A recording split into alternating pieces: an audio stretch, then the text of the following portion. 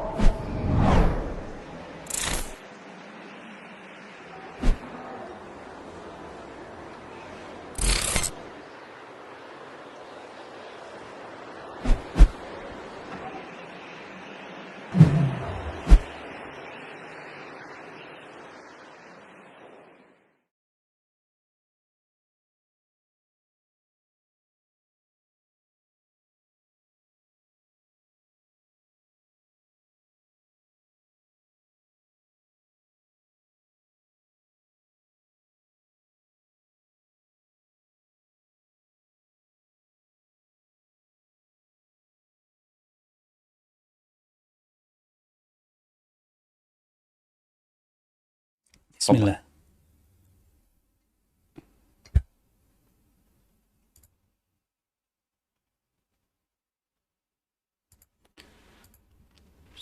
Assalamualaikum warahmatullahi wabarakatuh. Waalaikumsalam warahmatullahi wabarakatuh. Alhamdulillahirabbil alamin. Wassalatu wassalamu ala asrofil anbiya'i wa mursalin, amma ba'd. Ahlan wassalam wa marhaban bihudurikum para jamaah Majelis Taklim, Awabin dan Atqiyah yang dirahmati Allah Azza wa Jalla.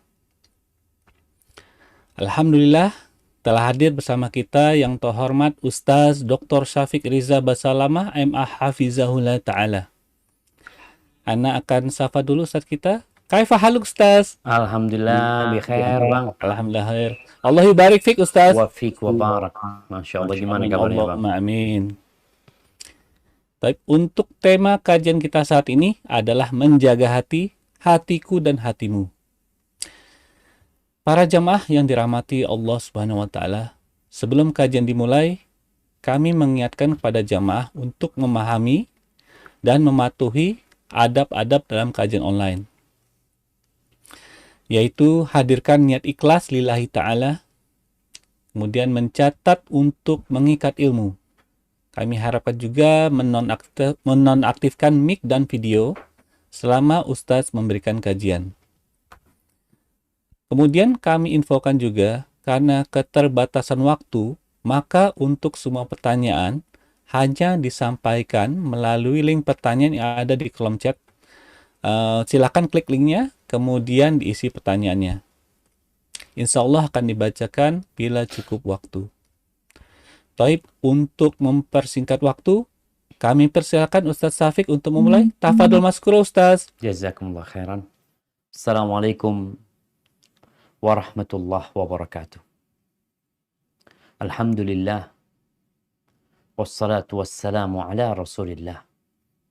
Segala puji bagi Allah, salawat dan salam semoga tercurahkan untuk baginda Nabi kita Muhammad alaihi salatu wassalam, yang diutus oleh Allah rahmatan lil alamin, yang diutus membawa kasih sayang untuk alam semesta ini.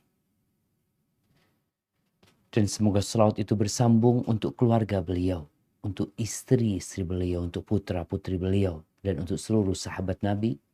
Semoga Allah meridai kita bersama mereka. Amma ba'd. Jamaah rahimakumullah. Malam ini malam Jumat.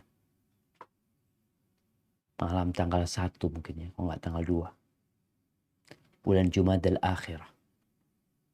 1442 Hijriah. Yang menandakan 3 bulan lagi kita akan masuk ke bulan Ramadan. Jumadil Akhirah, Rajab, Sya'ban, kemudian bulan Ramadan. Allahumma ballighna Ramadan. Semoga Allah menyampaikan kita ke bulan Ramadan. Jamaah rahimakumullah. Hari ini kita hendak berbincang tentang bagaimana bergaul dengan manusia. bagaimana menjalani hubungan sosial dengan kawan kita, kerabat kita, orang-orang di sekitar kita.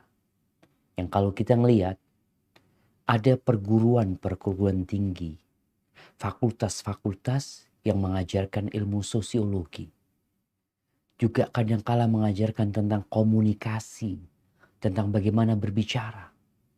Sedangkan Rasulullah Sallallahu Alaihi Wasallam, beliau bersabda, "Innama bu'ithu liutammima makarimal akhlak." Aku tidak lain diutuskan hanya saja untuk menyempurnakan akhlak yang mulia. Perilaku-perilaku yang baik. Karakter-karakter yang bagus. Itu di antara tujuan Rasul Sallallahu Alaihi Wasallam diutus. Tentunya akhlak yang terbaik yang harus dibangun seorang hamba adalah akhlak dia dengan penciptanya, yaitu hablum minallah. Kemudian akhlak dia bersama manusia. Oleh karena itu, di dalam hadis Abu Dzar dan Mu'ad bin Jabal radhiyallahu anhuma, Rasulullah sallallahu alaihi wasallam berpesan, "Ittaqillah haitsuma kunta." Bertakwalah kepada Allah dimanapun kau berada. Ini hablum minallah. Wa atbi'is sayyi'atal hasanata tamhuha. Engkau manusia biasa. Mungkin saja engkau terjebak dalam perbuatan dosa. Dan tatkala engkau melakukan perbuatan dosa, ikutin dengan amal soleh. Amal itu akan menghapuskan dosa yang kau lakukan. Kemudian, wa khaliqin nas bi khuluqin hasan. Hendaklah engkau bergaul dengan manusia dengan akhlak yang baik. Ahibati fillah, kedudukan akhlak dalam agama kita, kedudukan bagaimana bergaul dengan manusia dengan cara yang baik, itu ternyata menjadi tanda kesempurnaan iman kita. Jadi orang Islam yang imannya sempurna, itu bukan yang banyak sholatnya. Karena ada yang banyak sholatnya, tapi perilaku dia kepada orang lain buruk. Maka Nabi SAW mengatakan, "Akmalul mu'minina imanan ahsanuhum khuluqan." Orang mukmin yang paling sempurna keimanannya adalah yang paling baik akhlaknya. Hadis rawahu Tirmidzi. Yang paling baik akhlak. Iman itu bukan hanya keyakinan. Iman itu bukan hanya ibadah yang dilakukan. Tapi bersikap baik kepada manusia termasuk iman. Jadi kalau berbicara tentang akhlak, jangan kemudian menganggap pembicaraan itu tidak ada kaitannya dengan tauhid. Tidak ada kaitannya dengan keimanan. Salah. Rasulullah Sallallahu Alaihi Wasallam menyebutkan dalam hadis riwayat Bukhari dan Muslim, "Al-imanu bid'un wa sab'una syu'bah." Iman itu 60 atau 70 lebih cabangnya. A'laha qaulu la ilaha illallah. Yang paling puncaknya adalah ucapan la ilaha illallah, yang merupakan kunci surga, yang merupakan syarat orang masuk ke dalam keimanan. Dia bersyahadat. Wa adnaha imatatul adza 'anit thariq. Dan yang paling rendah, menyingkirkan gangguan di jalan. Itu iman. Jadi orang yang buang sampah di jalan itu menunjukkan keimanannya bermasalah. Orang yang buang sampah ke sungai ada masalah dengan keimanan dia. Mungkin kita melihat akhlaknya buruk, naam, tapi masalahnya bukan di perilakunya, di imannya yang menyebabkan perilakunya jelek. Wal haya'u syu'batun minal iman. Dan rasa malu itu salah satu cabang dari keimanan. Haibati fillah. Ketika Nabi SAW ditanya tentang yang paling banyak memasukkan orang ke surga, jawaban beliau alaihi salatu wassalam, taqwallah wa husnul khuluq. Bertakwa kepada Allah dan berakhlak mulia. Hablum minallah dan hablum minan nas. Ini penting, jamaah. Jadi tema kita hari ini menjaga hati sebenarnya. Bagaimana kita bergaul dengan saudara kita. Ada banyak prinsip dasar dalam bermuamalah. Di antaranya, nih, yang kita akan bicara 2 prinsip dasar dalam kesempatan kali ini. Tapi insya Allah ini sudah mencakup. Yang pertama, amilin nas bima tuhibbu an yu'amiluka bi. Bergaullah dengan manusia. Bersikaplah kepada mereka sebagaimana engkau ingin mereka bergaul dengan. Dengan cara apa engkau ingin mereka bergaul kepada. Dengan sikap seperti apa engkau ingin orang lain menghormatimu. Menjaga perasaanmu. Seperti itulah engkau bergaul sama orang lain. Ingat, sebuah pesan dari guru SD dulu. Dia mengatakan, kalau dicubit sakit, jangan mencubit orang lain. Itu prinsipnya. Kaidah ini diambil dari hadis Nabi alaihissalatu wassalam. Yang diriwayatkan oleh Imam Muslim.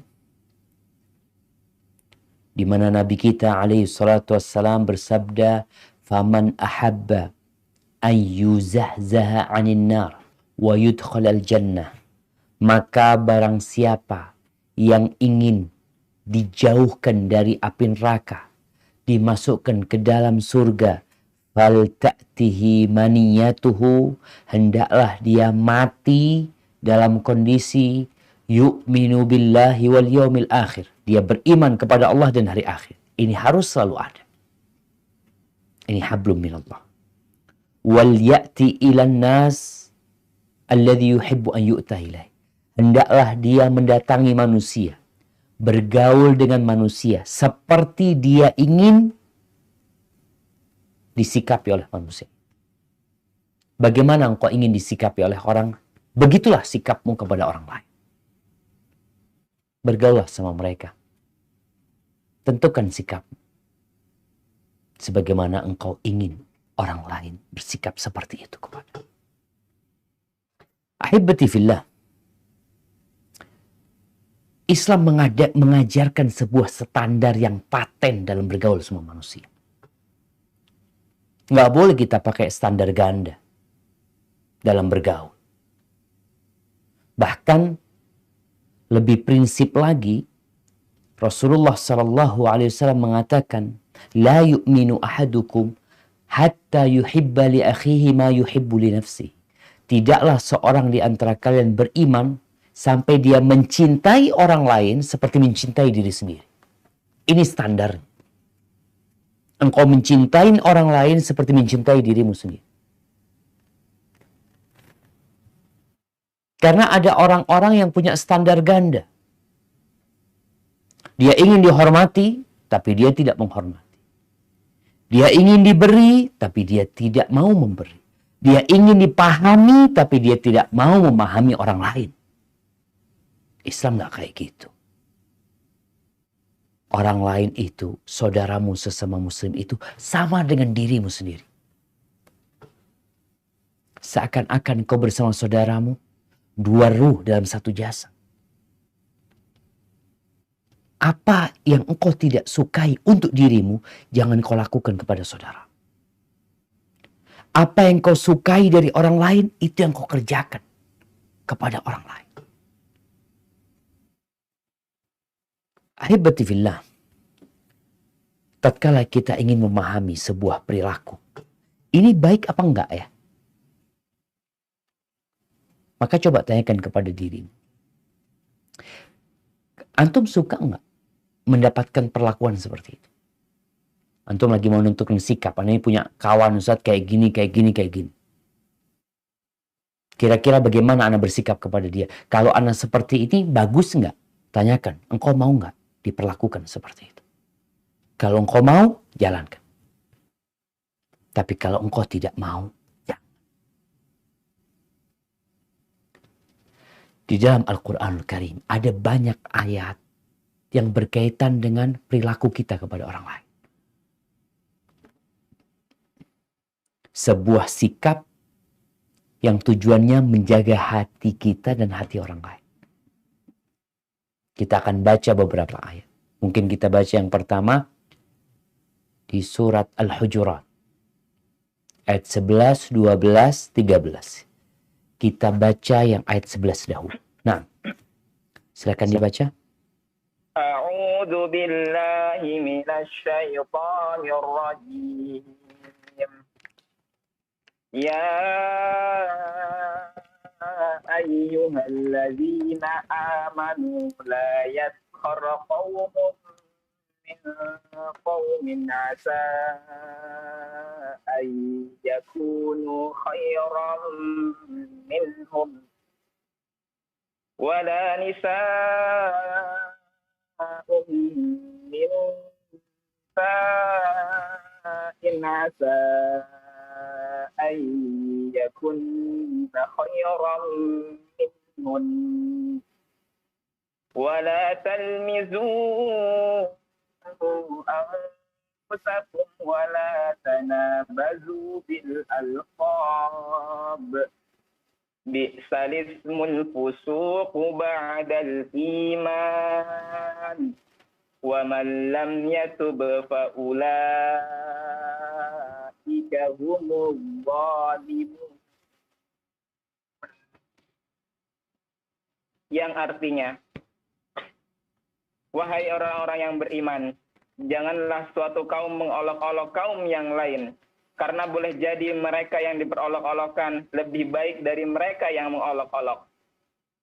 Dan jangan pula perempuan-perempuan mengolok-olok perempuan yang lain, karena boleh jadi perempuan yang diperolok-olok lebih baik dari perempuan yang mengolok-olok. Janganlah kamu saling mencela satu sama lain, dan janganlah saling memanggil dengan gelar-gelar yang buruk. Seburuk-buruk panggilan adalah panggilan yang buruk, fasik setelah beriman. Dan barang siapa yang tidak bertaubat, maka mereka itulah orang-orang yang zalim. Subhanallah Syama. Coba kita perhatikan nih. Bagaimana Allah mengajarkan kepada kita sikap kepada saudara kita. Yang pertama, ayat ini dimulai dengan panggilan iman. Ya ayyuhalladzina aman. Supaya kita tahu hubungan yang erat antara perilaku yang baik dengan keimanan. Wahai orang-orang yang beriman. Engkau beriman kan? Jangan memperolok-olokkan orang lain.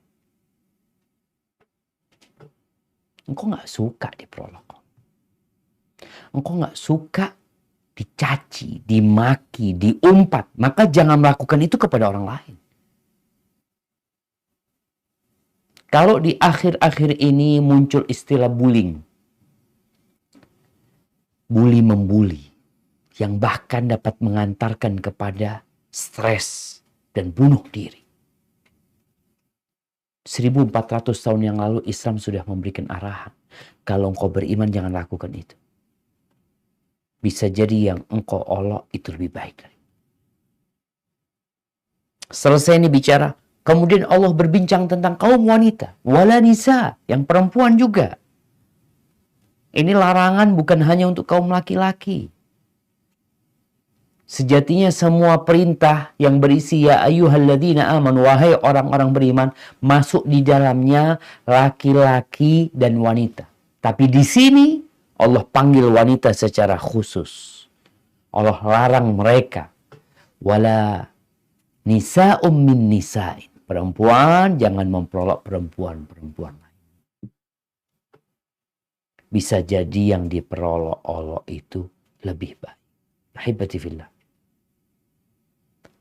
Memperolok-olok ini tanda hati orang itu buruk. Busuk.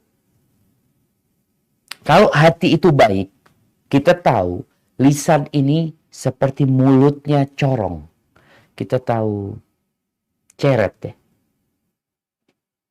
Kira-kira kalau isi ceret itu teh, mungkinkah yang keluar itu kopi? Enggak.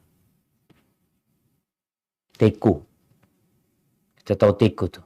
Kalau teko itu isinya susu, nggak mungkin yang keluar tuh coklat. Maaf, kalau teko itu isinya kencing, air seni, maka yang keluar juga air seni. Ketika kita mendapatin orang-orang yang memperolok saudaranya dengan ucapan-ucapan yang buruk, kadangkala kebun binatang yang keluar dari lisannya, kadangkala maaf yang ada di kamar mandi yang keluar dari lisannya, sebenarnya itu isi hati dia.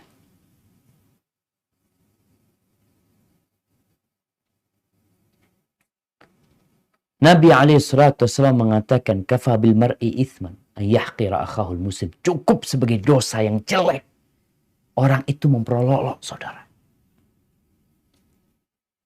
Engkau nggak suka diperolok, jangan memperolok orang-orang lain. Allah katakan, wala talmizu anfusakum. Jangan kalian mencela diri kalian sendiri, baik dengan ucapan atau dengan perbuatan atau dengan tulisan. Jangan. Subhanallah, Allah mengatakan diri kalian sendiri. Ini menunjukkan seharusnya kita menganggap muslim yang lainnya itu adalah saudara kita, sama aman diri kita. Wala tanabazu bil alqab. Jangan memberikan gelar-gelar yang buruk. Orang itu gelarnya apa? Muslim. Jangan diganti-ganti. Kadangkala ribut sama kawannya, dia memberikan gelar kepada saudaranya, maaf, setan. Atau diberikan gelar-gelar yang dia sakit hati. Itu adalah sebuah perbuatan dosa, fusuq. Setelah engkau beriman. Kalau engkau orang kafir wajar, tapi engkau mengatakan beriman. Sedangkan tadi prinsipnya, perlakukan orang lain sebagaimana engkau ingin diperlakukan sama orang lain. Cintai saudaramu. Ini yang pertama, di ayat 11. Yang nggak bertobat, maka dia adalah orang-orang yang zalim. Yang udah dikasih tahu, dikasih nasihat, dipanggil, hei orang-orang yang beriman. Tapi kadang-kala budek telinganya. Sikapnya tidak berubah kepada saudaranya. Maka ingat, ada panggilan yang kedua buat kita. Silakan dibaca di ayat 12.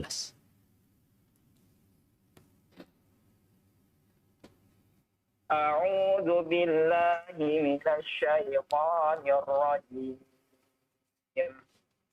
Ya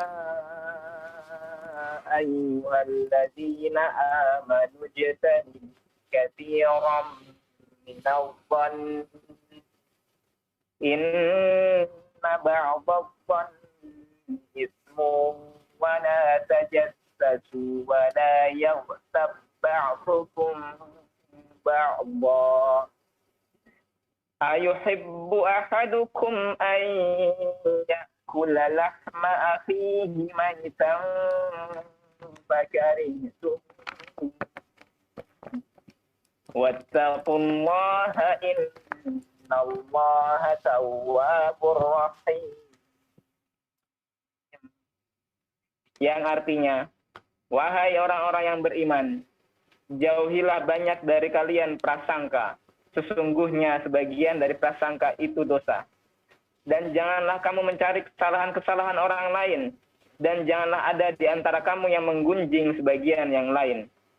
Apakah ada di antara kamu yang suka memakan daging saudaranya yang sudah mati?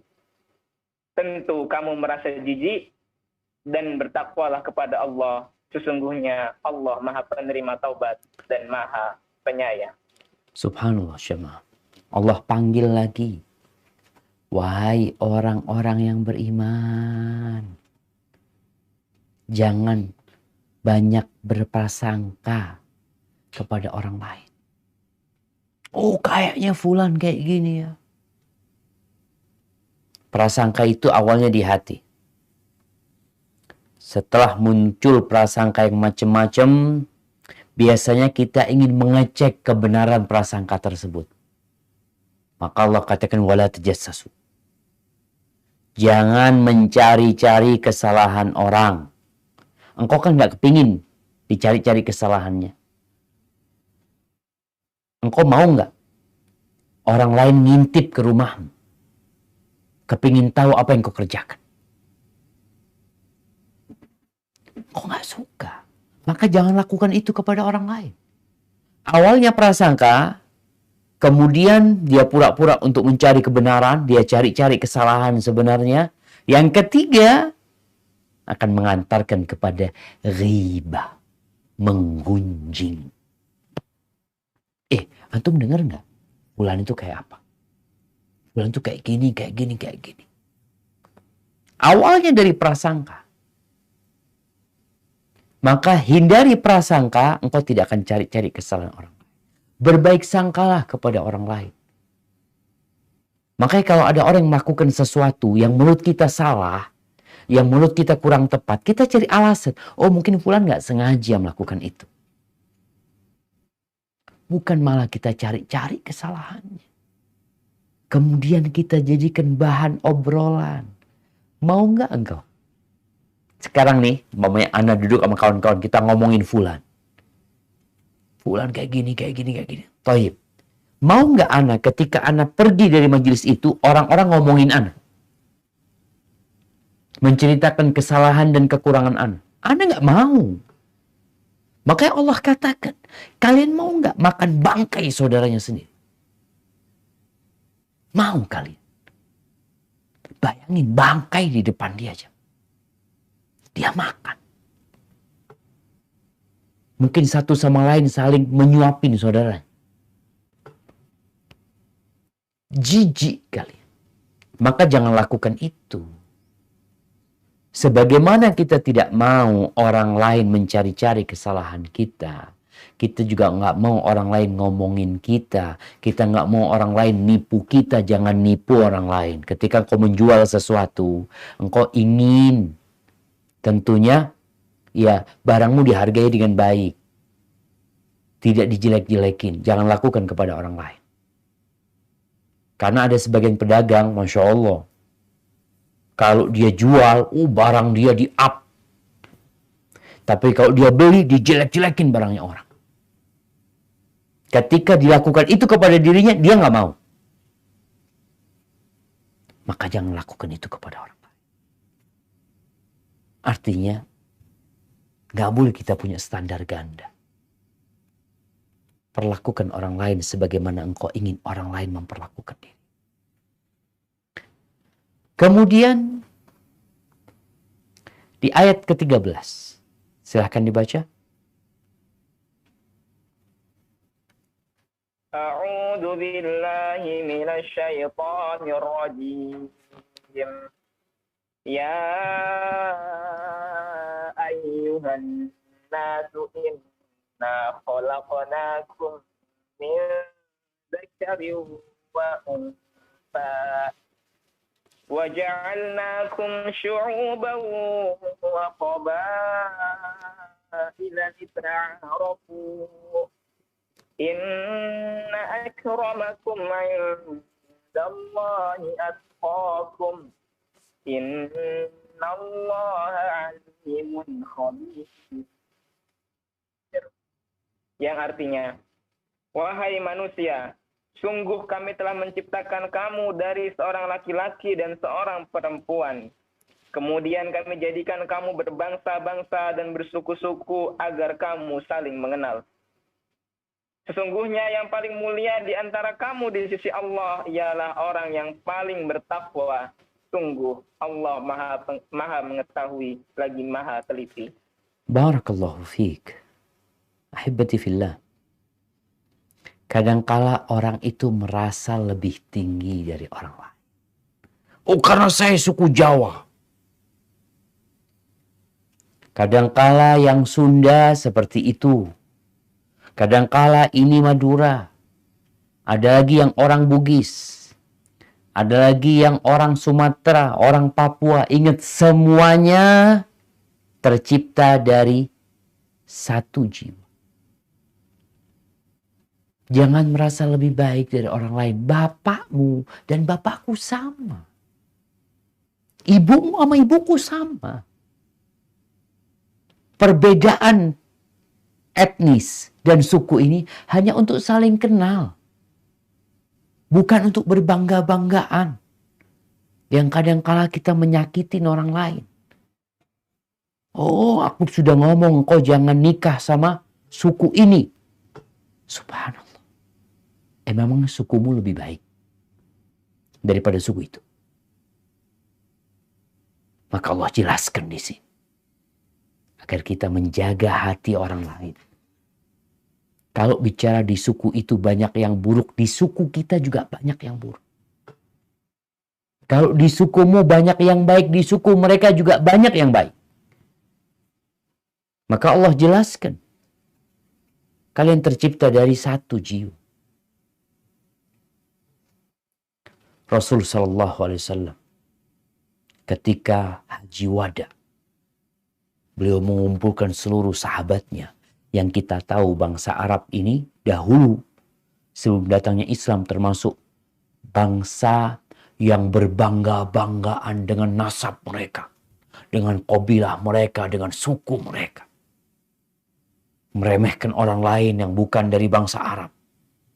Atau dari bangsa Arab tapi mungkin sukunya menurut mereka lebih rendah. Ada kasta dahulu. Maka datang Islam menghapuskan semua itu. Nabi SAW mengatakan, Ala kullukum min Adam wa Adam min turab. Ingat, kalian semua berasal dari Adam dan Adam tercipta dari tanah. Sekarang musim hujan. Kita sering naik motor, jalan kaki. Kita kecipratan itu lumpur. Kadang-kala di sandal kita ada banyak lumpur. Kita tercipta dari itu. Ala la fadla li Arabiyyin ala a'jami. Ingat, yang Arab tidak lebih utama daripada orang non-Arab. Wala a'jami bi afdal min Arabi.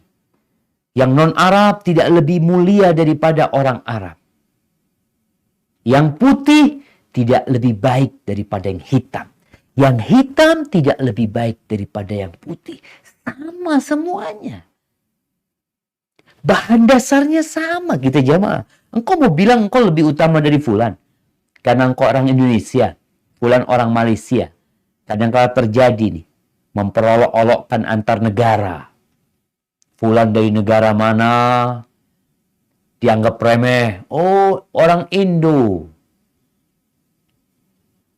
Apa bedanya? Yang lebih mulia itu yang paling bertakwa. Bukan karena darah. Bukan karena warna. Bukan karena nationality. Engkau dari negeri mana, engkau lebih mulia. Sama aja. Karena semua tercipta dari tanah. Ahibbatifillah. Jadi kaidah yang pertama, bergaulah kepada orang, perlakukan orang lain sebagaimana engkau ingin diperlakukan. Kaidah yang kedua, naik jemaah. Setelah engkau bisa melaksanakan prinsip yang pertama tadi, ada standar yang kedua. Apa? Amilin nas bima tuhibbu ayyu amilakallahu bihi. Perlakukan manusia sebagaimana engkau ingin Allah memperlakukan diri. Perlakukan orang sebagaimana engkau ingin Allah memperlakukan diri. Subhanallah. Ini kacamata yang dipakai adalah kacamata kecintaan Allah Azza wa Jalla. Apa sih yang Allah cintai? Jadi kalau engkau ingin bergaul sama orang, engkau lihat. Engkau mau nggak Allah memperlakukanmu dengan cara seperti itu? Ada beberapa contoh. Yang pertama, engkau ingin nggak dikasih rezeki sama Allah? Engkau ingin nggak dikasih berkah dalam kehidupan? Kalau engkau ingin, maka bantulah orang lain. Infakkan harta. Ini dalam bergaul sama manusia. Engkau punya kelebihan rezeki, bagi sama mereka. Allah berjanji akan menambah hartamu, bahkan mengganti. Subhanallah. Jadi kita nggak berpikir, kalau yang pertama tadi, mungkin kita berpikir, ya harapan anak orang lain menggauli anak seperti itu. Tapi kadangkala realitanya enggak. Anak udah baik sama mereka, Ustaz. Mereka malah berbuat buruk sama anak.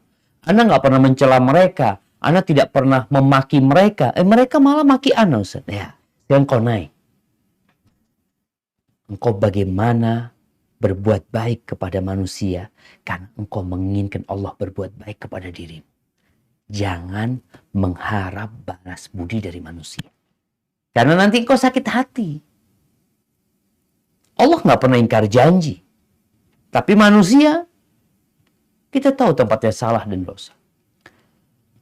Dalam hadis riwayat Bukhari Muslim, Rasulullah sallallahu alaihi wasallam mengatakan, "Anfiq ya ibna Adam, unfiq alaik." Ini firman Allah Azza wa Jalla. Allah berfirman dalam hadis qudsi, "Anfiq ya ibna Adam, wahai putra Adam, engkau infakkan hartamu. Unfiq alaik, aku akan memberikan harta kepadamu." Jadi berbuat baik kepada orang, berbagi sama orang, tidak berharap balas budi dari mereka. Karena kadang-kala ya ada kawan kita ketika dulu masih susah, kita bantu secara finansial ya. Tahu-tahu kita yang susah kena COVID-19 ini, dia nggak peduli sama kita. Nggak ada urusan sama dia. Dia mau balas budi, nggak balas budi, Anda berbuat baik kepada dia karena Anda berharap Allah berbuat baik sama Anda.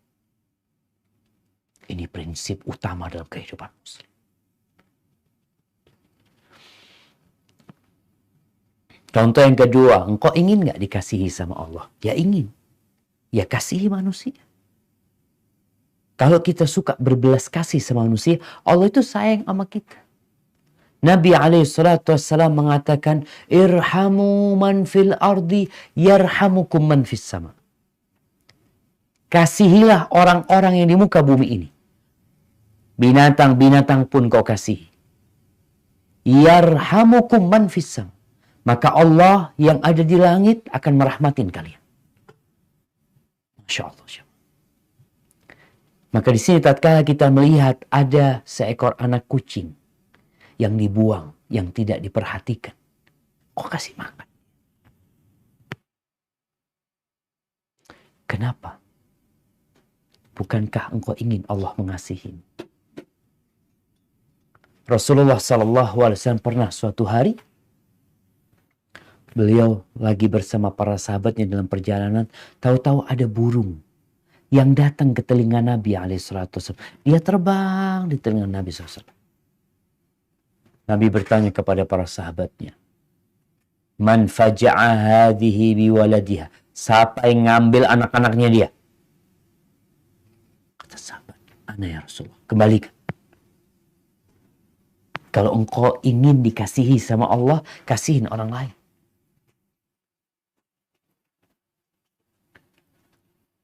Ini kalau bicara engkau ingin dikasih. Ingat, bukan karena kita berharap manusia balas budi, enggak. Kita ingin bagaimana Allah mengasihi kita. Kalau engkau ingin urusanmu dimudahkan sama Allah Azza wa Jal, mudahkan urusan orang. Rasulullah sallallahu alaihi wasallam mengatakan, man waliya min amri ummati syai'an fashaqqa alaihi fashkuk alaihi. Ya Allah, barang siapa di antara umatku yang ngurusin urusan umatku, dia punya jabatan sedikit, lalu dia mempersulit umatku, persulit hidup dia.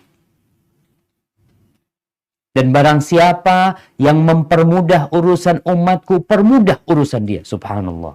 Hati-hati engkau. Ini yang punya jabatan, ketika ada orang lain urusan sama dia, dan dia mampu memudahkan, jangan dipersulit. Urusannya bukan nanti aku persulit engkau, enggak. Allah yang akan mempersulit kita. Dan itu doa Nabi SAW buat orang-orang yang zalim. Baik, ketika kita menghadapi orang yang kesulitan, kita mau nggak kalau kita kesulitan, kita dibantu sama Allah, bukan dibantu orang ya? Bukan. Ketika engkau mendapati orang dalam kesulitan, engkau bantu dia. Orang punya utang mungkin nggak bisa bayar. Memang nggak mampu dia. Tunda pembayaran dia.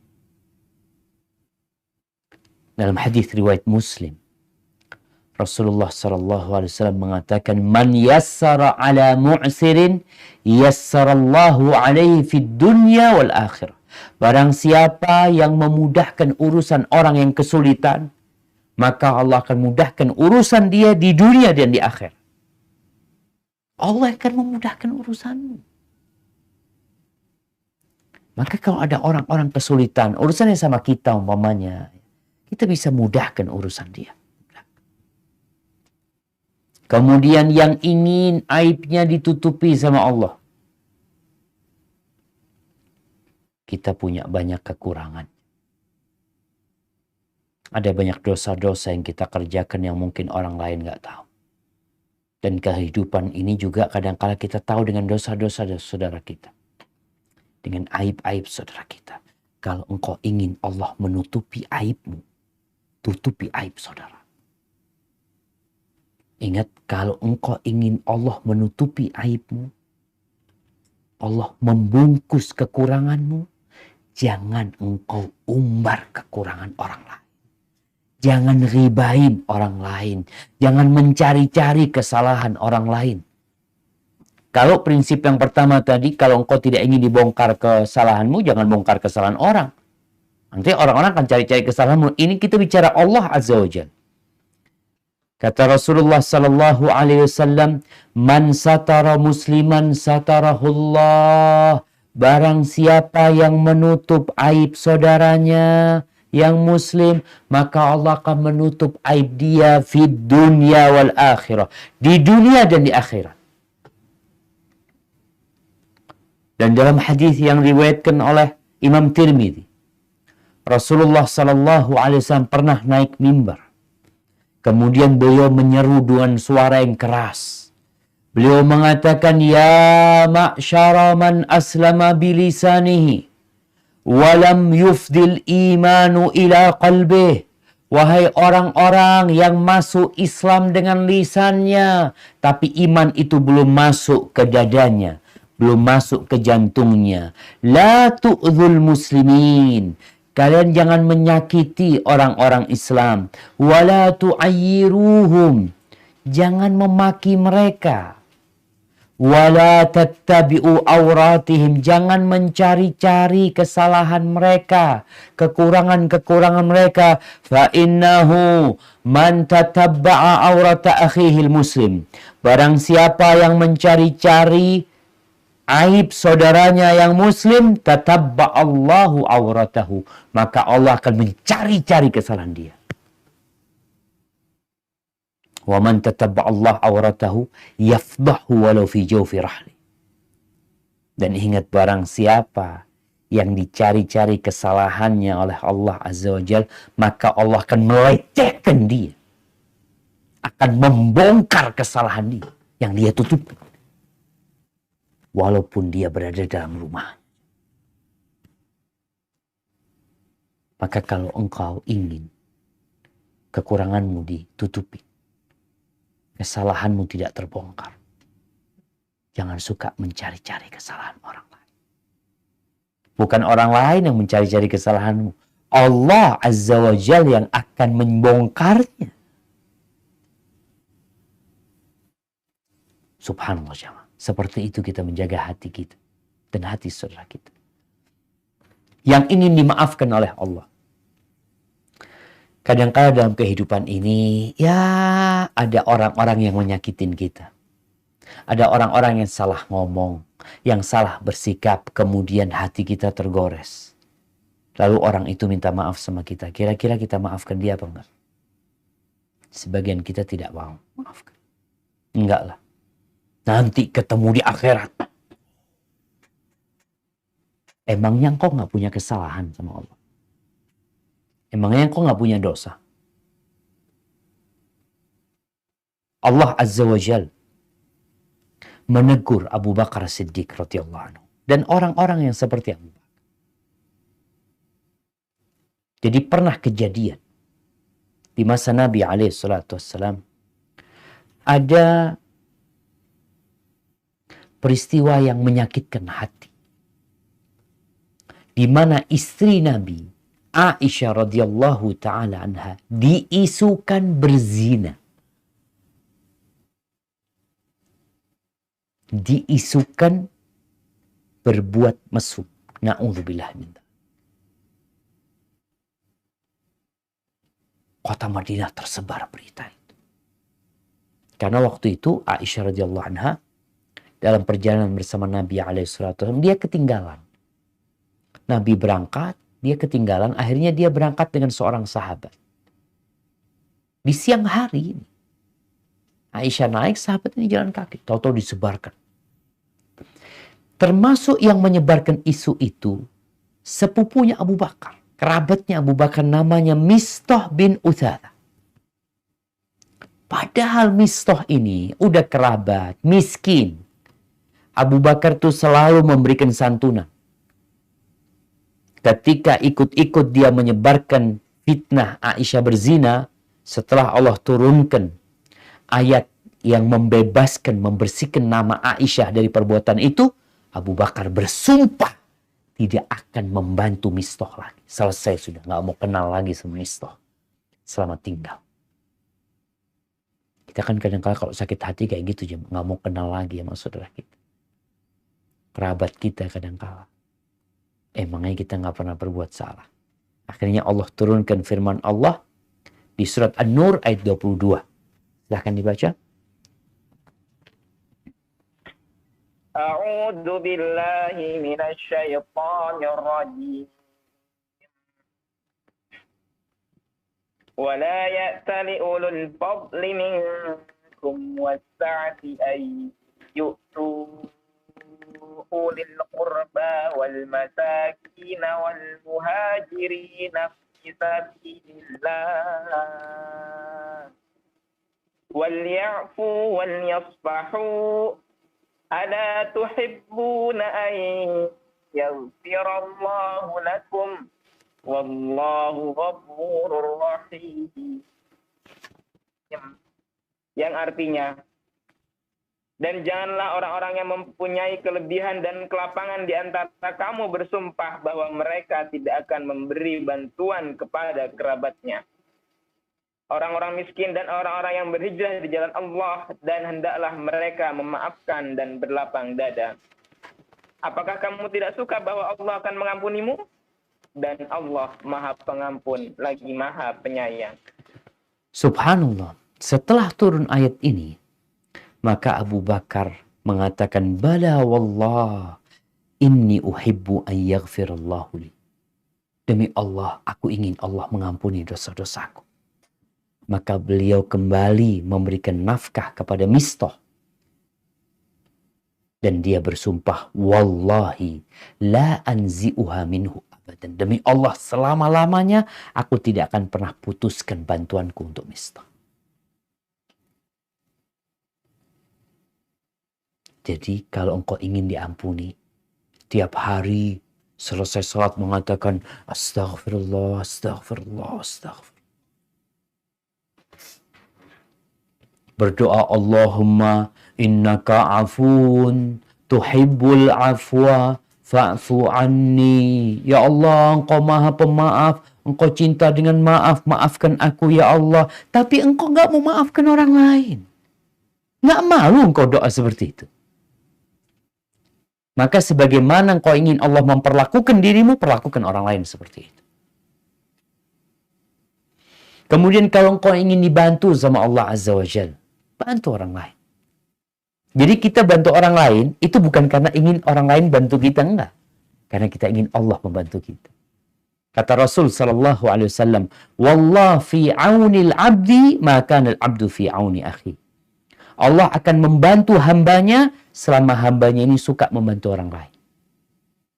Jadi kadang-kadang kita punya urusan, orang kan kalau dimintain tolong ya, Ustaz minta tolong Ustaz. Aduh, ana sendiri punya urusan sibuk. Seharusnya kita, tatkala ada orang minta bantuan kita, kita bantu dia. Kenapa? Bentar lagi Allah bantuin kita. Bukankah ini menjadi faktor yang mendorong kita untuk berbuat baik kepada orang lain tanpa berharap dia balas budi sama kita? Sama sekali. Tapi Allah. Dan Allah berjanji. Kemudian yang ingin wajahnya diselamatkan dari api neraka. Kita tahu manusia akan digiring menuju ke sirat yang berada di atas neraka jahanam. Ada orang yang berjalan di atas sirat selamat, dia tidak tergores pun dengan api neraka. Tapi ada orang yang terbakar wajahnya. Ada orang yang jatuh ke dalam. Bagaimana supaya wajah kita diselamatkan, dipalingkan dari api neraka? Kata Rasul sallallahu alaihi wasallam dalam hadis riwayat Tirmidzi, "Man radda an 'irdi akhihi, raddallahu an wajhihi an-nar yaumil qiyamah." Barang siapa yang menyelamatkan kehormatan saudaranya muslim, ketika saudara muslim ini diribain, diomongin, dia pasang badan untuk menyelamatkan nama saudaranya, maka Allah akan menyelamatkan dia dari api neraka. Akan dibalingkan dia dari api neraka. Jadi ketika kita lagi ngobrol, tahu-tahu ada yang ribain saudara kita. Apa yang kita lakukan? Kita ingin Allah menyelamatkan wajah kita dari api neraka. Engkau selamatkan saudaramu di sana. Katakan afwan. Kayaknya kita jangan ngomongin saudara kita lah. Apalagi kalau dia fulan kayak gini, afwan. Kalau memang fulan berbuat salah, engkau mau kasih nasihat, tafadhol engkau kasih nasihat. Gak ada gunanya engkau menjelek-jelekkan dia di majelis ini. Subhanallah. Kemudian, barang siapa yang ingin melewatin sirat tanpa tergelincir. Lewat sirat yang berada di atas neraka jahanam itu, tetap dia jalan lurus sampai ke surga nanti. Apa yang harus dilakukan? Maka bantu urusan saudaramu sampai selesai. Kata Rasul sallallahu alaihi wasallam, "Wa man masya ma'a akhihi muslim fi hajatihi hatta yuthbitaha lahu." Barang siapa yang berjalan bersama saudaranya muslim, ngurusin urusan dia sampai selesai urusan dia. Kadang kala punya urusan di pemerintahan, ya, kadang kala punya urusan, ya, urusan tanah dia ada yang nyerobot, kendaraan dia ada yang merusak, lalu kita pasang badan kita, yuk ana bantu dia ngurusin ke kepolisian, ke kelurahan, sampai urusannya selesai. Athbatallahu ta'ala qadamahu yawma tazil aqdam. Maka Allah akan menetapkan, mengkokohkan kaki dia pada hari banyak kaki yang tergelincir ke dalam neraka.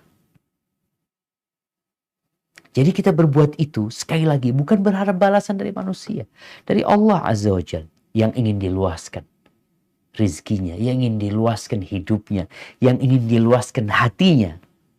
Maka ketika kau bermajelis, ya, kadang-kala kita duduk di kajian, ya, tahu-tahu penuh kajiannya ini, sehingga duduk kita sempit.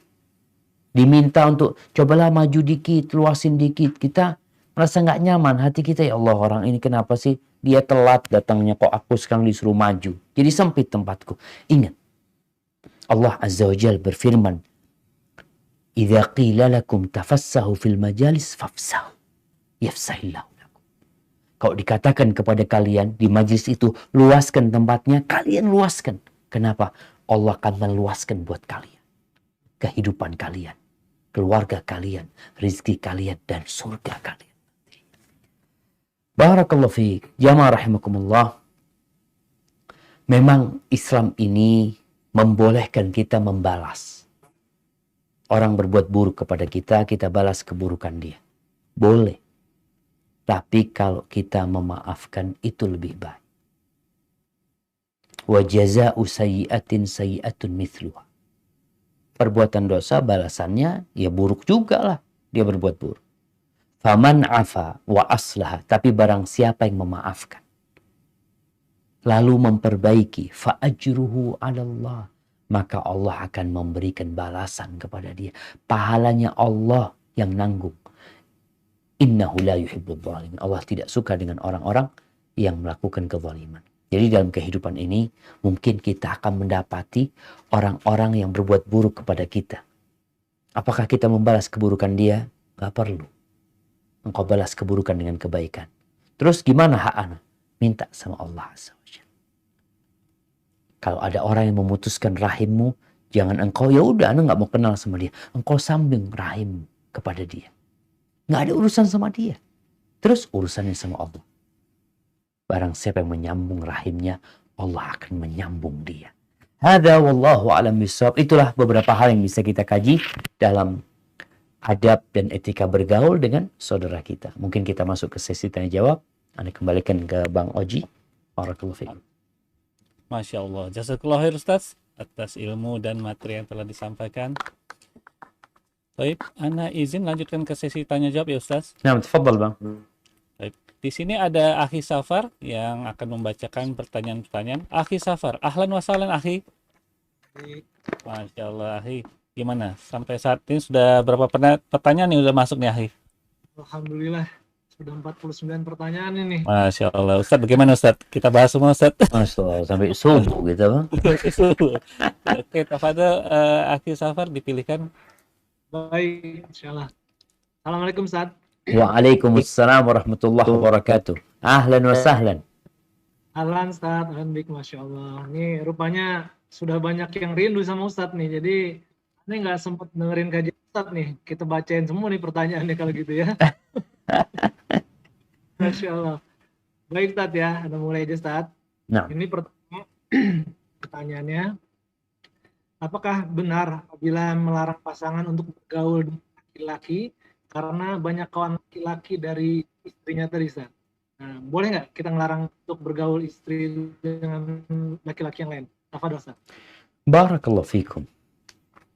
Naam jamaah. Yang pertama, ada larangan suami yang merupakan larangan pribadi dia. Tapi ada larangan suami kepada istrinya yang merupakan larangan agama. Kalau itu larangan agama, maka sang perempuan wajib taat kepada Allah Azza wa Jalla dan taat kepada suami. Artinya sebuah larangan agama tanpa dilarang suaminya, dia wajib taat. Gimana kalau sekarang larangan itu datang dari suaminya? Yang kedua, kalau larangan itu dalam agama nggak dilarang, tapi suami melarang, maka sang istri wajib taat kepada suami. Contohnya suami mengatakan, istriku aku minta engkau nggak ke rumahnya fulan dan fulana. Saya secara hukum agama boleh dia ke rumahnya fulan-fulan, kawan-kawan dia, tetangga dia. Cuma enggak lah. Aku minta engkau jangan ke sana, jangan bergaul sama mereka. Wajib taat ini perempuan kepada suaminya. Karena dia sebagai suami. Yang Rasul SAW menjelaskan bahwasanya suami ini surga dan nerakanya perempuan. Bicara sekarang bergaul dengan laki-laki. Ketika suami dalam Islam ada koridor yang harus dijaga ketika bergaul sama laki-laki. Ketika ada perlunya, umpamanya dia memang mau membeli sesuatu ini dan itu, maka nggak masalah. Tapi kalau suami mengatakan, aku minta engkau nggak bergaul sama fulan dan fulan. Dan nggak ada urusan, memang cuma kawan lama ini itu. Ya sudah, dia putus. Dia delete semua kontak orang-orang yang mungkin kawan-kawan SMA dia atau mana. Oh ya, hilangkan semuanya. Aku akan fokus mengabdi kepada suamiku. Jadi, ini yang perlu diperhatikan. Tapi kalau suami melarang bergaul dengan kakaknya yang merupakan mahram dia, kerabat dia yang dia punya kewajiban silaturahim, maka di sini perlu dilihat kenapa alasannya. Kalau alasannya enggak, soalnya dia kalau bergaul sama sepupunya umpamanya, akhirnya dia jadi nggak benar di rumah gitu, minta ini, minta itu, karena ada kerabat-kerabat yang manas-manasin istri kita umpamanya seperti itu. Maka itu perlu berhati-hati. Jadi pada intinya, kalau perintahnya itu sesuai dengan Al-Quran dan Sunnah, maka tanpa suami nyuruh, tanpa suami melarang, dia wajib taat. Tapi kalau ini berkaitan dengan kepribadian suami nggak suka istrinya bergaul sama fulan dan fulan, maka sang istri harus taat. Dia delete semuanya, atau dia bikin akun baru, umpamanya di Instagram atau di mana, karena dia sebagai istri yang wajib taat kepada suami. Hadza wallahu a'lam bissawab. Nah, Baik, insyaallah Ustaz. Selanjutnya Ustaz, bagaimana cara suami istri untuk bisa saling mengingatkan dan menguatkan iman masing-masing, dan bagaimana caranya menanamkan dan keimanan bagi anak yang masih di bawah 9 tahun. Barakallahu fikum. Naam jamaah. Allah mengatakan watawasau bil haq watawasau bis sabr.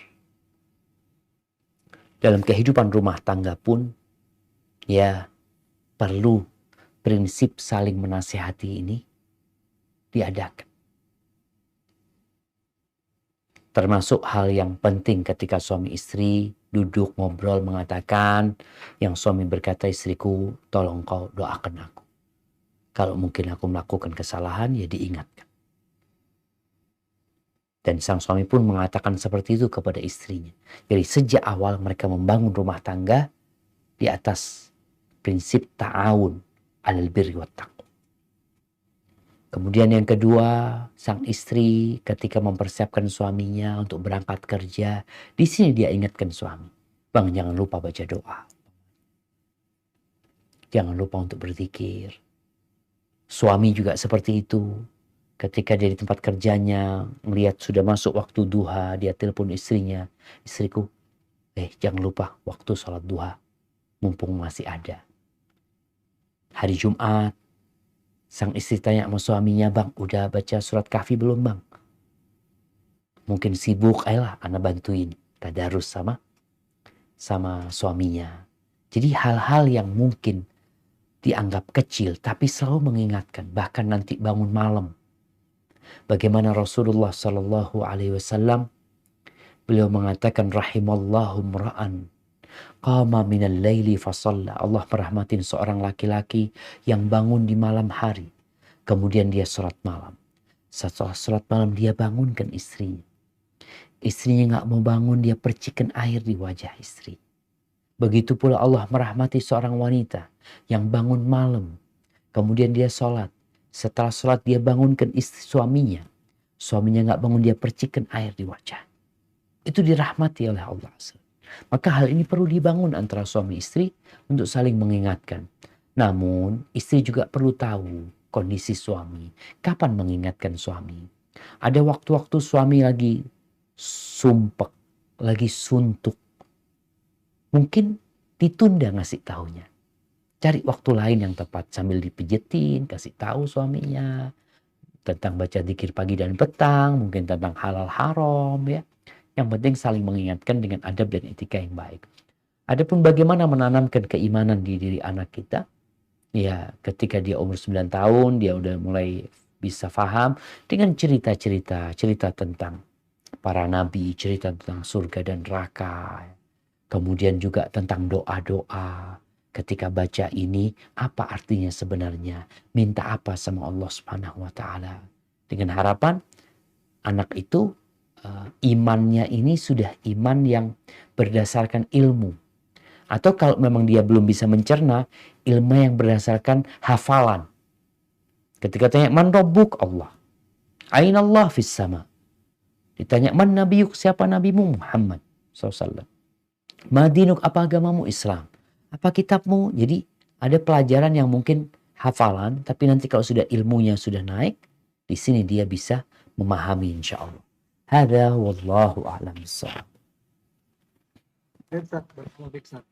Selanjutnya nih ada mohon nasihat Ustaz, karena faktornya sang suami sudah meninggalkannya selama 2 bulan. Dan kondisinya suami ini masih belum berani juga untuk menolak si sang istri. Tapi mereka masih komunikasi, Ustaz. Masih telepon-teleponan. Bagaimana sikap istri menghadapi kondisi seperti ini? Tafadhol, Ustaz. Nggak disebutkan sebabnya apa, Bang? Di sini dia bilang suaminya goyang imannya aja. Pergi 2 bulan, terus kondisinya sekarang bingung gitu, dan masih belum bisa menolak. Nggak tahu kondisinya seperti apa penyebabnya, Ustaz. Nah, jamaah rahimakumullah. Iya, ada asap, ada api. Makanya perlu dicari tahu apa sebabnya sekarang. Suami meninggalkan selama 2 bulan. Suami nggak berani mentalak. Ada apa sebenarnya? Tapi secara umum, ketika ada masalah yang tidak dapat diselesaikan oleh mereka berdua, maka perlu ada mediasi. Maka tinggal bagaimana anti sekarang, kalau mungkin kesalahan itu ada di diri anti. Anti memperbaiki diri. Kalau suami mungkin nggak berani datang, atau suami juga masih bingung, mungkin anti perlu pilih orang untuk komunikasi dengan suami. Teman-temannya suami yang anti kenal. Mungkin dia bisa menjadi mediator. Apa masalahnya sekarang? Atau nanti pilih dari keluarga untuk jumpa sama keluarga suami. Kemudian masalahnya dibuka. Coba dengarkan dari pihak suami, dari pihak istri. Kadangkala banyak perempuan merasa benar. Di dalam pikiran dia yang salah tuh suaminya. Si suami sama juga. Dia merasa dia yang benar, istrinya yang salah. Orang kalau sudah memandang sesuatu dengan emosi, nggak ada yang benar. Orang kalau sudah memandang sesuatu dengan cinta, semuanya jadi baik. Terus gimana? Ya perlu orang lain yang tidak memandang dengan cinta dan tidak memandang dengan emosi. Mereka memandang dengan akal dan hati. Dilihat yang salah siapa. Karena Allah Azza wa Jalla mengatakan فَإِنْ خِفْتُمْ شِقَاقَ بَيْنِهِمَا فَابْعَثُوا حَكَمًا مِنْ أَهْلِهِ وَحَكَمًا مِنْ أَهْلِهَا. Kalau kalian takut ya pertikaian itu nggak ketemu ujungnya, maka utuslah dari pihak keluarga suami, dari pihak keluarga istri. إِنْ يُرِيدَ إِصْلَاحًا يُوَفِّقِ اللَّهُ بَيْنَهُمَا. Kalau keduanya ingin kebaikan, insya Allah Allah kasih taufik. Tapi kalau nanti memang dilihat kayaknya nggak mungkin untuk dilanjutkan, ya berpisah menjadi solusi yang terbaik. Sebagaimana seorang suami nggak boleh gantung istrinya juga. Kenapa kok gantung istri? Dikatakan dia punya suami, ya suaminya nggak ada di rumahnya. Suaminya nggak ngasih nafkah umpamanya. Kalau dikatakan punya suami. Dikatakan nggak punya suami, dia masih terikat. Dia nggak bisa nikah lagi. Karena posisinya masih sebagai istri. Maka anti pun harus siap menerima hal ini. Nasihatnya banyak-banyak istighfar, mohon ampun sama Allah. Kemudian cari mediator, semoga Allah beri jalan keluar. Hadza wallahu a'lam bissawab. Barakallah. Selanjutnya, ini pertanyaan keempat. Tapi aneh nyatetnya ada A, B, C, sampai 4M ini. Jadi, saya coba rangkum catatannya. Semoga ini nggak banyak menyimpang dari yang ingin ditanyakan. Intinya begini, Ustaz. Banyak jamaah bertanya, bagaimana kita menyikapi orang lain yang orang lain tersebut melakukan suatu hal yang buruk, suatu hal yang tercela, suatu hal yang zolim gitu. Nah, yang contoh-contoh di sini mulai dari orang itu suka mengolok-olok, orang suka melakukan hal yang seperti menyindir, kemudian juga orang-orang suka mengungkit-ungkit perbuatan gitu. Ada lagi yang dia sering memanggil dengan sebutan-sebutan yang kurang pantas gitu, pada diri kita. Kemudian banyak hal lah, Ustaz. Kayaknya masuk yang Al-Hujurat 11-12 tadi. Nah, orang lain ini bisa orang tua, bisa atasan, bisa tetangga, bisa sahabat karib. Itu dari contoh-contoh seperti itu, Ustaz. Bagaimana kita bersikap terhadap hal seperti itu? Barakallahu fikum. Nah, bagaimana sikap kita, jemaah? Musuh kita di dunia ini ada dua. Yang pertama syaitan. Yang kedua, orang lain yang melakukan kezaliman kepada kita. Ketika yang kita hadapin syaitan, Allah Azza wa Jalla mengatakan, فَإِمَّا يَنْزَغَنَّكَ مِنَ الشَّيْطَانِ نَزْغٌ فَاسْتَعِذْ بِاللَّهِ. Kalau syaitan yang melakukan kesalahan, yang berbuat buruk, maka yang harus kita lakukan adalah meminta perlindungan kepada Allah. A'udzu billahi minasyaitonir rajim. Tapi kalau yang melakukan perbuatan buruk itu adalah manusia, maka Allah memberikan arahan kepada kita, idfa' billati hiya ahsan. Balaslah keburukan itu dengan yang lebih baik. Balaslah keburukan itu dengan yang lebih baik. فَإِذَا الَّذِي بَيْنَكَ وَبَيْنَهُ عَدَاوَةٌ كَأَنَّهُ وَلِيٌّ حَمِيمٌ. Dengan kita berbuat baik kepada orang yang menyakitin kita, permusuhan yang ada, kebencian yang terjadi, itu bisa berubah menjadi persahabatan yang erat. Jadi kalau ada orang yang meremehkan kita, kita hormati dia. Ada orang yang memanggil kita dengan panggilan yang buruk, kita panggil dia dengan panggilan yang baik. Bukan kita balas. Ini cara menjaga hati kita. Kalau ada orang mungkin yang memperolok-olok kita, kita ganti olok-olok dia dengan kalimat-kalimat yang mulia. Pujian buat dia, sanjungan buat dia. Ini menyelesaikan masalah. Mau itu atasan kita, mau itu tetangga kita. Kenapa? Karena manusia secara naluri itu baik sebenarnya. Dia tercipta dari tanah. Jadi kalau kita suka berbuat baik sama dia, dia lama-kelamaan malu. Ini kalau orang masih benar ya.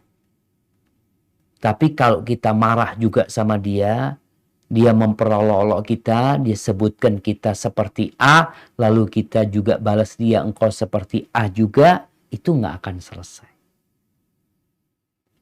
Kemudian ada yang diam. Kita nggak jawab dengan pujian, kita nggak jawab dengan kebaikan, tapi mendiamkan masalah itu. Dan ini solusi juga. Karena kalau kita jawab, orang itu tambah jadi nantinya. Sampai Imam Syafi'i mengatakan, "Idza nataqa as-safihu fala tujibhu, fa khairun min ijabatihi as-sukutu. In kallamtahu farrajta anhu, wa in khallaitahu kamadan yamutu." Kalau ada orang bodoh berbicara, jangan jawab. Sebaik-baiknya jawaban buat dia adalah diam. Kalau engkau jawab, dia tambah senang gitu. Maka Allah sebutkan, ibadur rahman, hamba-hamba Allah itu gimana sih kalau berjumpa dengan orang-orang yang melakukan perbuatan-perbuatan yang gak mengenakan hati. Baik itu ucapan, tulisan. Allah mengatakan, wa ibadur rahmanil ladzina yamshuna 'alal ardi haunan. Wa idza khatabahumul jahilun qalu salama. Mereka santai jalan di muka bumi ini. Kalau ada orang-orang bodoh yang berbicara sama mereka, apa jawaban mereka? Salaman. Mereka ucapkan ucapan yang menyelamatkan diri mereka dan menyelamatkan orang lain. Tidak membuat kegaduhan. Itu sifat orang yang beriman. Jadi, mungkin seperti itu yang perlu kita lakukan, menghadapi orang-orang yang menyakitin kita dengan tidak menyiramkan bensin di api yang sedang terbakar. Kalau kita bisa ngasih nasihat, cari waktu yang tepat. Tapi jangan dia marah kemudian kita marah juga. Engkau santai, makasih, jazakallah khair. Kalau memang itu kritikan dari orang-orang tersebut, sampaikan, insya Allah aku akan memperbaiki diri. Makasih banyak ya. Engkau tandanya orang baik, ingin aku lebih baik. Hadza wallahu a'lam bissawab. Masya Allah, Ustaz. Sederhana dan itu aja, Ustaz ya, solusi Islam itu, Ustaz ya. Lanjut, Ustaz. Mohon penjelasannya. Bagaimana hukumnya apabila orang Muslim menganggap semua agama itu sama? Apa doa, Ustaz? Barakallahu fikum. Ya, kalau ada orang Muslim menganggap semua agama sama, ya berarti dia bukan orang Islam. Kenapa? Dia hari ini Islam, besok mungkin dia Buddha, mungkin besok dia Hindu, besok dia Yahudi, besok dia apa aja. Karena menurut dia nggak ada bedanya gitu loh. Agama ini semua sama. Terus kenapa Allah utus Nabi Muhammad SAW? Engkau bersaksi nggak? Asyhadu an la ilaha illallah wa asyhadu anna Muhammad Rasulullah. Kalau engkau bersaksi, mungkin lisannya doang bersaksi, hatinya enggak. Buktinya, dia meyakini semua agama sama. Bukankah ketika engkau mengatakan la ilaha illallah, tidak Tuhan yang berhak disembah kecuali Allah, engkau mengatakan semua agama itu salah, kecuali yang menyembah Allah semata. Bukankah tatkala engkau mengatakan asyhadu anna Muhammad Rasulullah, engkau meyakini bahwasanya hanya ada satu jalan menuju surga, itu jalannya Nabi Muhammad alaihissalam. Makanya kalau dia mengatakan semua agama sama, dia tidak mengatakan asyhadu an la ilaha illallah, asyhadu anna Muhammad Rasul, kecuali dengan lisannya belaka. Bukankah Nabi kita Muhammad alaihissalam mendakwain orang-orang musyrikin? Kenapa beliau berdakwah? Kalau ternyata semua agama sama, kenapa sampai di Madinah beliau mengajak orang-orang Yahudi masuk Islam? Kenapa beliau kirim surat kepada Heraklius mengajak mereka masuk Islam? Kenapa beliau mengajak orang-orang Majusi masuk Islam? Kenapa? Kalau semua agama sama. Nah, sama. Orang-orang Nasoro mengatakan agama dia yang benar. Kok engkau Muslim mengatakan semuanya sama? Kan memalukan jemaah. Enggak, supaya kelihatan toleransi. Ingat, engkau enggak lama hidup di dunia. Engkau akan mati. Engkau akan jadi bangkai yang meninggalkan segala-galanya. Dan engkau di kuburan akan ditanya 3 pertanyaan. Man Rabb. Engkau tidak akan ditanya dari negara mana engkau. Dari suku mana engkau. Engkau akan ditanya man Rabbuk, siapa Rabbmu. Siapa nabimu dan apa agama. Kalau engkau meyakini, insya Allah engkau akan menjawabnya dengan benar. Tapi kalau engkau Islamnya cuma ikut-ikutan, maka engkau akan mengatakan, aku dengar orang mengatakan agamanya Islam, ya aku ikut Islam. Na'udzubillah min dzalik. Jadi kalau ada orang yang mengatakan semua agama, orang Islam mengatakan semua agama sama, ya berarti dia memang nggak Islam jemaah. Kenapa? Tadi dia mungkin hari ini Islam, nanti besok pagi ya udah Nasara. Siangnya mungkin dia ke masjid, Jumatan, hari Ahadnya dia ke gereja. Kenapa? Sama buat dia. Na'udzubillah min dzalik ya. Ini ucapan kekufuran jemaah.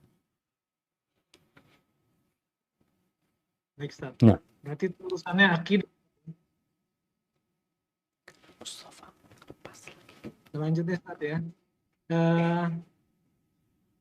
Jamaah ini bertanya, apabila kita berbuat suatu dosa, kemudian dosa ini diikuti atau dicontoh oleh orang lain, sehingga timbullah dosa jariah. Kemudian, apakah setelah bertobat, sementara orang lain itu meniru kesalahan yang lama, dosa jariahnya masih tetap jalan, Ustaz? Barakallahu fikum. Naam jamaah.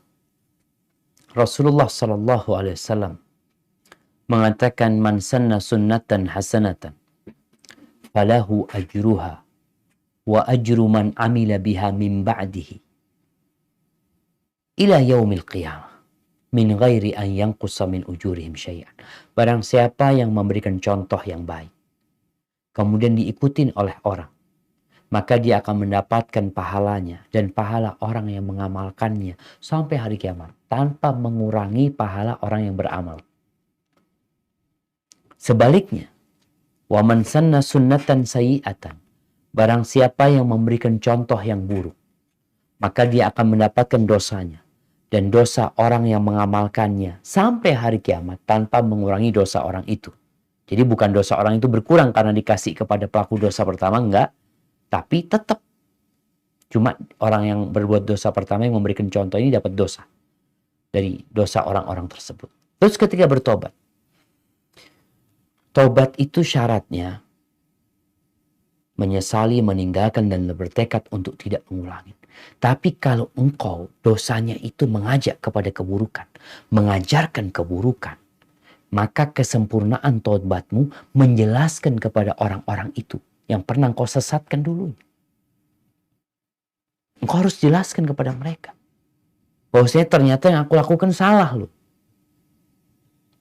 Maka alhamdulillah sekarang ada media. Dengan media itu kita bisa, alhamdulillah, mungkin engkau public figure ya, yang pernah menyesatkan orang banyak, engkau tinggal upload di Instagrammu atau Facebookmu bahwasanya selama ini yang aku kerjakan itu salah, aku mengajak teman-teman untuk bertobat kepada Allah, kembali kepada Allah SWT. Insya Allah dengan cara seperti itu selesai dosa dia. Tapi kalau dia maunya baik sendiri, orang-orang yang dia sesatkan tidak pernah dia ajak kepada Allah SWT, maka dia dapat bagian dosa. Karena orang itu nggak tahu kalau ternyata yang dia kerjakan salah. Dan engkau yang ngajarin juga nggak pernah ngasih tahu kalau engkau sudah tobat gitu loh. Maka ini penting jamaah.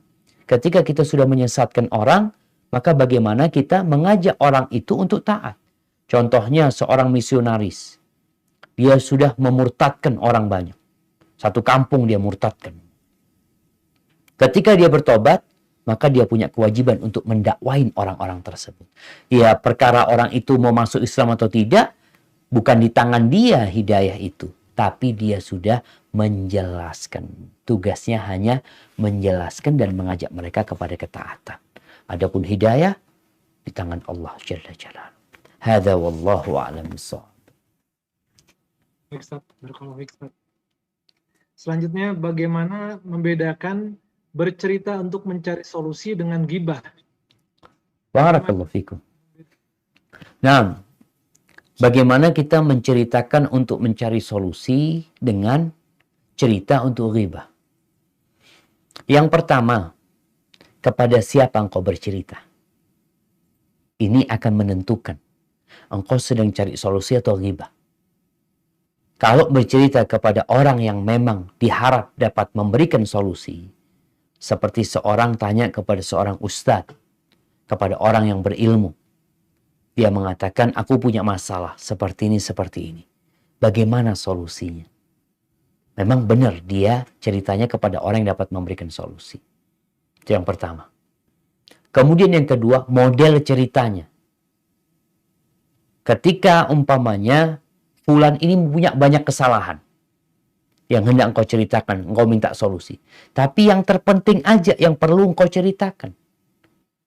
Kalau ghibah semuanya diceritakan. Fulan tuh kayak gini, kayak gitu. Padahal engkau perlu solusi tentang satu kesalahan dia gitu. Umpamanya seorang istri mengatakan suaminya ini punya banyak kesalahan. Tapi ada satu kesalahan yang dia ingin solusi. Itu yang dia sebutkan. Tidak perlu menyebutkan yang lainnya. Tapi kalau memang dia ingin solusi untuk semuanya, ya nggak ada masalah. Istrinya Abu Sufyan mengatakan, suamiku ini pelit orang. Tidak memberikan kepada aku yang cukup. Boleh nggak aku ngambil hartanya? Artinya memang minta solusi. Kemudian yang ketiga, tidak di publik. Tidak di depan orang banyak. Lagi duduk sama kawan ada 5 orang. Kalau engkau benar cari solusi, engkau lihat dari 5 orang itu siapa yang kira-kira bisa diminta pendapatnya. Tapi kalau engkau cuma ceritakan di sana ya, kadang-kala orang cerita ya bukan cari solusi, ghibah akhirnya. Karena ini bicara tentang kekurangan, tentang kesalahan, tentang aib, maka tolong cukup engkau ceritakan kepada 1 orang atau 2 orang, kalau belum dapat solusi ke orang yang ketiga, tapi jangan diceritakan di majelis. Karena orang yang tidak bisa memberikan solusi juga akan mendengar hal itu dan itu menyebabkan nama orang itu jadi jelek. Karena banyak orang yang tahu dengan kesalahannya. Padahal kita diperintahkan untuk menutupi aib saudara kita, bukan menyebarkan.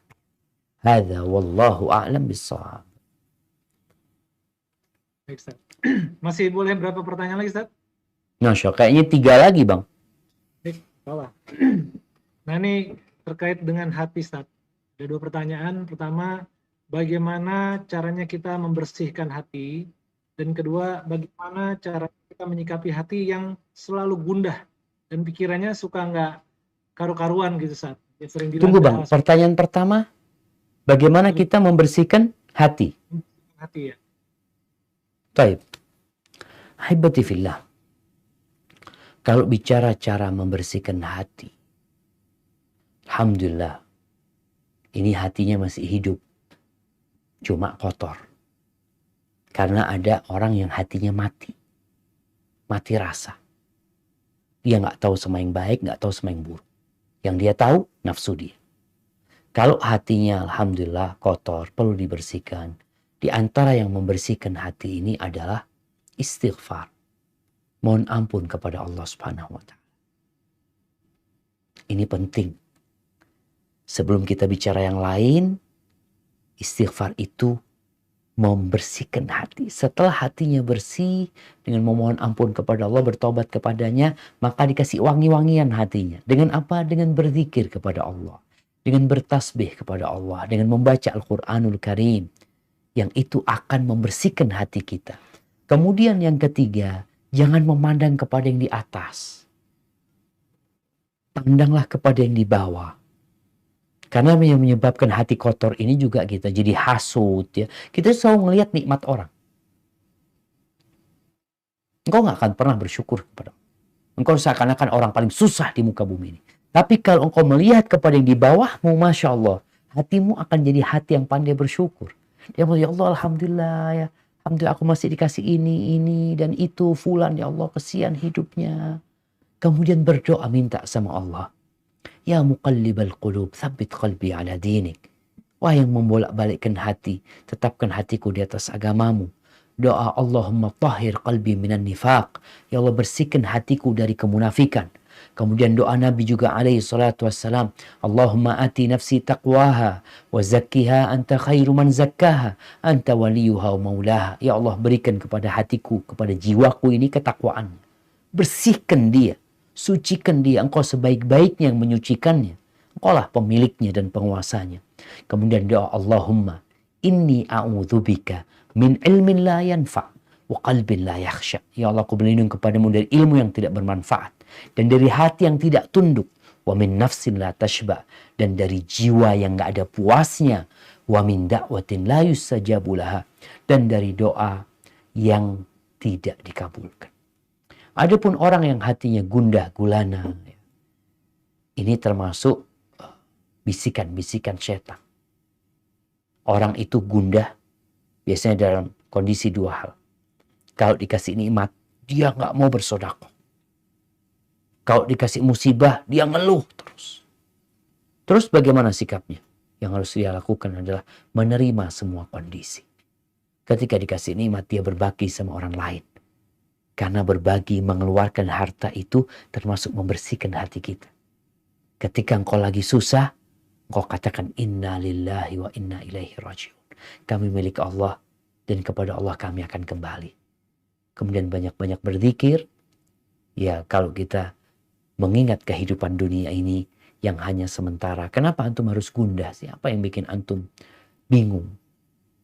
Setiap malam yang gelap gulita akan diusir dengan terbitnya fajar esok hari. Maka berbaik sangkalah sama Allah. Insya Allah. Fa inna ma'al usri yusra. Inna ma'al usri yusra. Hadha wallahu alam bissawab. Insya Allah. Terakhir Ustaz ya.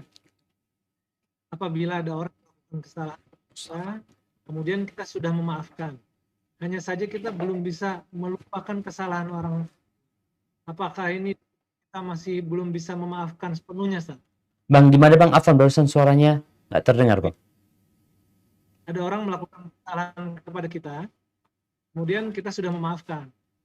Tapi kita tidak bisa melupakan kesalahan orang itu. Kondisi seperti ini apakah kita disebut belum bisa sepenuhnya memaafkan, Ustaz? Kalau kita masih tetap belum bisa melupakan tadi. Apa doa, Ustaz? Barakallahu fikum. Nah, jamaah rahimakumullah. Ada orang yang memaafkan dengan lisannya, tapi hatinya belum memaafkan. Ada orang yang memaafkan dengan lisan dan dengan hatinya, tapi kadangkala dia masih teringat. Kalau ketemu orang itu kadangkala masih teringat, tapi dia berusaha. Artinya dia sebenarnya benar-benar memaafkan orang tersebut.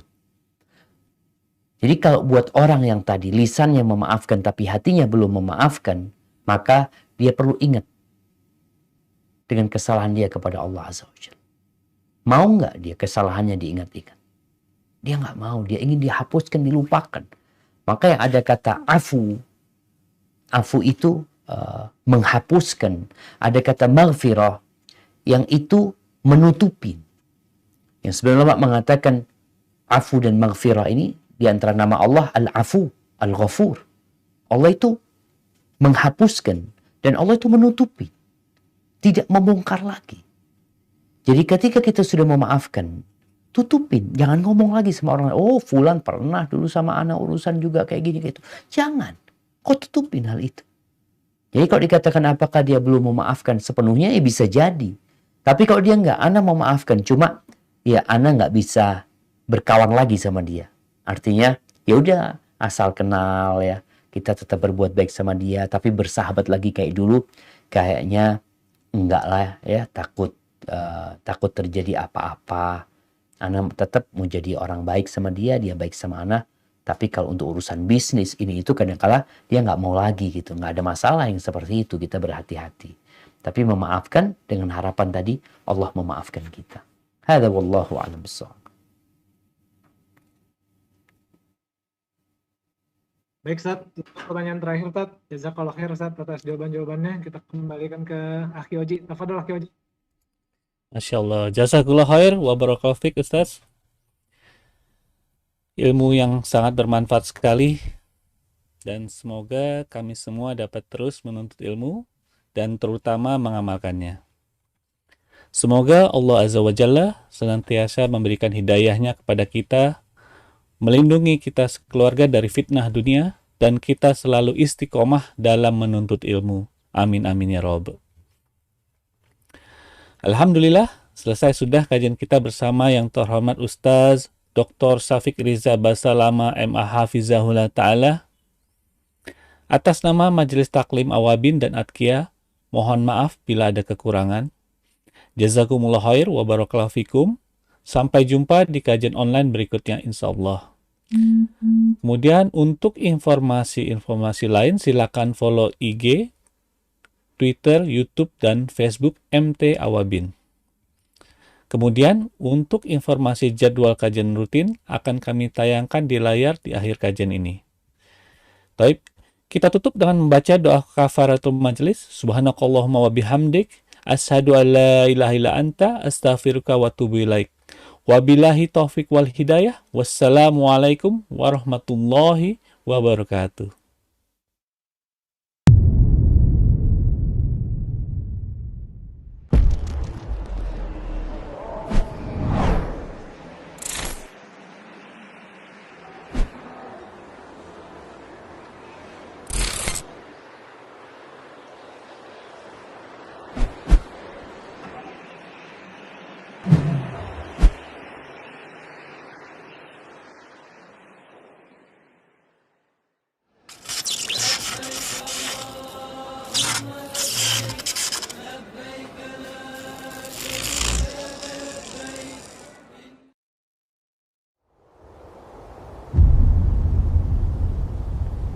Klik tombol berikut untuk mendapatkan update ilmu yang insya Allah bermanfaat.